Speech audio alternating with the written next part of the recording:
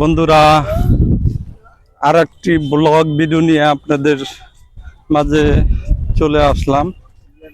এখানে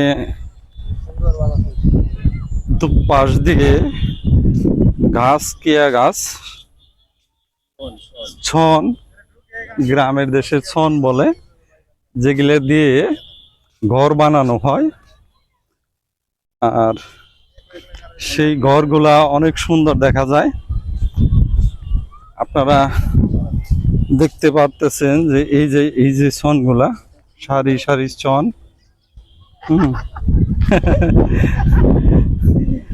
আর ওই যে দুইজন খালি ব্যাড কমেন্ট করতেছে পিছন থেকে।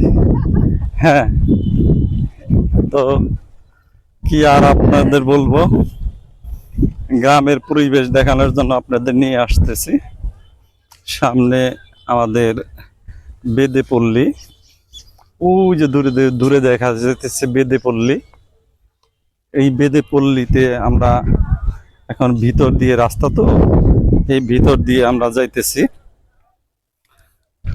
তো আপনারা সঙ্গেই থাকুন। আমাদের গ্রামের এই পরিবেশটা আপনাদের দেখাইতেছি। গ্রাম তো গ্রামই। তো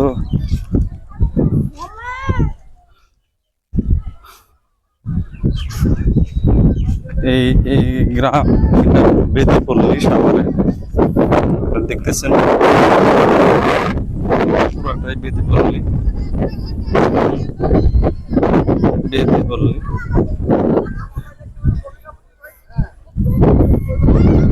বেদেপল্লীতে ঢুকতেছে।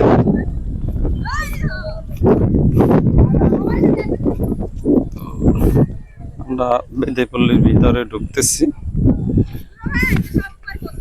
বেদেপল্লীর ভিতর দিয়ে আপনাদের পরিবেশটা একটু দেখাবো, আপনার সঙ্গে থাকেন।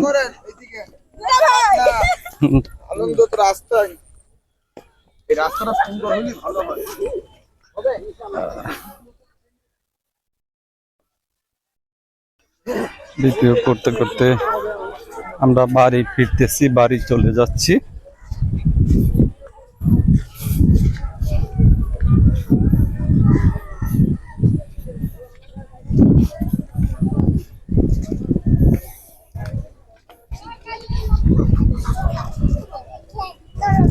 এই দুইটা হাঁস, তিনটা হাঁস দেখেন, কত সুন্দর হাঁস। তো আমরা বেদেপল্লীর মেন গেটে এসেছি। আমরা এদিক দিয়ে নদী পার হব। নদীর ঘাট আমাদের কাছাকাছি, তো সেখানে নদী থেকে আপনাদের দেখাবো। আমার বাড়ি সাভার বাস স্ট্যান্ডে। তো বেদেপল্লীর ভিতর দিয়ে আমি চলে যাচ্ছি। শুধু রাস্তাটা আপনাদের দেখালাম। এই রাস্তাটা পাকা হওয়া দরকার। এই রাস্তাটা পাকা হওয়া দরকার। পাকা রাস্তাটা পাকা হলে অনেক সুন্দর হওয়া লাগে। এই রাস্তাটা পাকা হলে অনেক হবে, সুন্দর হবে। রাস্তা পাকা হওয়া দরকার, খুব জরুরি।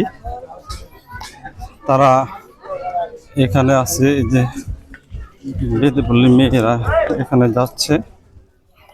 তো আমরা নদীর ঘাটে চলে এসেছি, আপনারা দেখতে পেতেছেন। আজকাল বিদায় নিতেছি।